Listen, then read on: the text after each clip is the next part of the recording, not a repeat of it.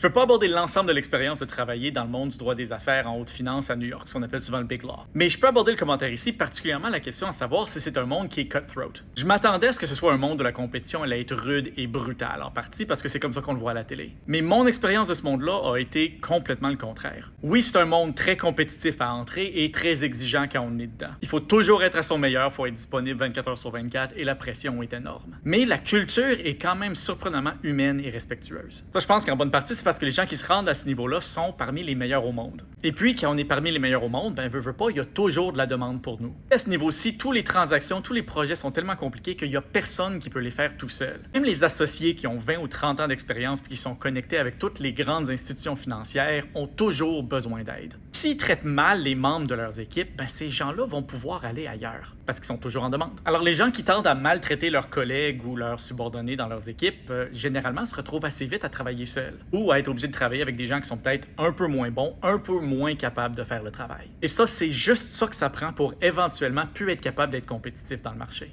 Alors oui, c'est exigeant, c'est énormément de travail, puis la pression est très grande, mais c'est pas un monde où les gens sont toujours en train d'essayer de se poignarder dans le dos. À ce niveau-ci, des gens qui se développent ce genre de réputation-là sont vite plus capables de trouver d'autres personnes pour travailler avec eux, puis éventuellement, sont plus capables de travailler du tout.